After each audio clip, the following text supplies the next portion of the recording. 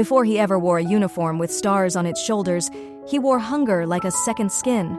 Before he stood in command rooms shaping history, he hid in jungles where survival meant silence. He was a child of war, a refugee with no country, no money, and no language, just a will strong enough to keep breathing when everything else was taken away. Few people who fled Vietnam by boat believed they would live. Fewer still believed they would one day lead the very nation that rescued them. This is not a story about power or rank. It is a story about gratitude, endurance, and what happens when a broken beginning is met with mercy. This is the journey of a boy who escaped the jungle and grew into a general. A child born into war and the years of hiding. Chow Lap The, born in 1962, at a time when Vietnam did not offer the safety of childhood, it offered survival. His family was of Chinese descent, poor even by wartime standards, living under the constant shadow of conflict. His father served as a sailor in the South Vietnamese Naval Transportation Service, a job that carried pride but little protection. When he was just 2 years old, a mortar attack took his father's life. There was no warning, no farewell, only a sudden absence that reshaped everything. His mother was left alone with 6 children and no income. Poverty tightened around the family like a second skin. Food was scarce, school became a luxury, survival came first. At some point, desperation forced his mother to give her newborn daughter to another family to raise, a choice no parent should ever have to make. It was not abandonment, it was sacrifice. By the time he was 11, the war had spread beyond cities and battlefields, seeping into villages and homes. He went to work in a factory to help support his family. Childhood faded quietly. There was no ceremony marking its end. Then came April 1975. Saigon fell. The Republic of Vietnam ceased to exist, and with it came fear. Fear of re-education camps, fear of being labeled, fear of disappearance. He and his 2 younger brothers ran, not to another country, not even to a city. They fled into rural hiding, living deep in the countryside for nearly 3 years. They slept in jungles. They farmed when they could. They hunted whatever moved. Lizards, porcupines, anything that could keep them alive another day. Hunger was constant. Danger was everywhere. Wild animals, poisonous insects, armed patrols. Fear followed them, but they learned to silence it. Fear wastes energy, and energy was survival. Despite everything, there were moments of fragile humanity. The later remembered that at night, when the jungle grew quiet, the brothers would sing together. No audience, no purpose beyond reminding themselves that they were still alive. It was joyful, he said. In the middle of hiding, hunger, and uncertainty, joy still found a way to exist. But hiding is not living, and eventually, staying meant risking everything anyway. The sea, the camp, and a strange new home. In 1979, at 18 years old, he made a decision that could have ended his life or changed it forever. His older sister and brother-in-law managed to secure 11 spots on a fishing boat meant to escape Vietnam. The boat was small, overcrowded, and foul-smelling. Everyone knew the truth. Fewer than half of those who tried survived. We knew the chance of survival was less than 50%, the later said, but desperation can drive people to do anything. The journey lasted 5 days and nights. There was almost no food, no clean drinking water. The sea showed no mercy. Storms threatened to swallow them whole. Pirates were a constant fear. Before they reached land, a baby on board died quietly, wrapped in grief and salt water. When they finally neared Indonesia, hope rose, only to be met by gunfire. The Indonesian Navy tried to force them away. The refugees kept pushing forward, knowing they had nothing left to lose. Starving children lay on the deck. Adults had no strength left to plead.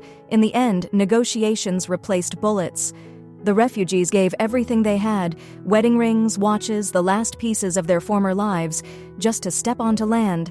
They spent nearly a year in a refugee camp. Life there was harsh and uncertain. Time moved slowly, measured by waiting. Then, unexpectedly, a door opened. Through a Catholic charitable program, he was sent to the United States and placed under church sponsorship in Roanoke, Virginia.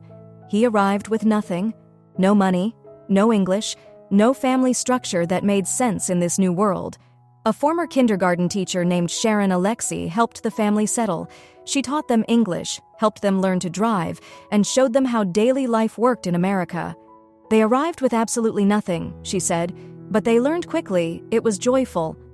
Then something extraordinary happened. An older couple at the church, John and Audrey Flora, opened their home to They were in their 60s. They did not need another responsibility, but they saw a boy who needed stability, and they chose him. They adopted him. That is how Chow Lap came Lap the Flora. People thought they were crazy. The never did. He only felt gratitude.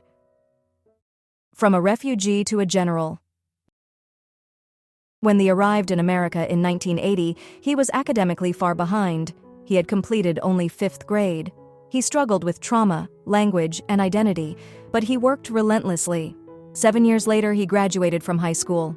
He attended the Virginia Military Institute, following the path of his adoptive father. The structure felt familiar. Discipline was not new to him. Survival had already taught him that. Discrimination was rare, and when it appeared, he dismissed it with quiet dignity. "You end up feeling pity for narrow-mindedness," he said. Commissioned as a second lieutenant in 1987, he began what would become a remarkable military career. He served in the Army Reserve, then the Virginia National Guard, holding nearly every position within the 116th Infantry Regiment. He deployed overseas to Bosnia, Kosovo, and Afghanistan. Wherever he went, his professionalism stood out. Captain Eric Barr remembered him as one of the most straightforward, competent officers he had ever met. In Kosovo, local communities trusted him. They saw someone who understood hardship, not from textbooks, but from life. Promotion followed promotion, not because he sought rank, but because he mastered responsibility. In 2016, Colonel Lap the Flora was confirmed by the U.S. Congress as a brigadier general, the first Vietnamese refugee in U.S. military history to reach that rank. He never imagined it. He simply did his job. In 2019, he was promoted again to Major General, becoming only the second Vietnamese American to reach that level in the U.S. Army. A life spent repaying a gift.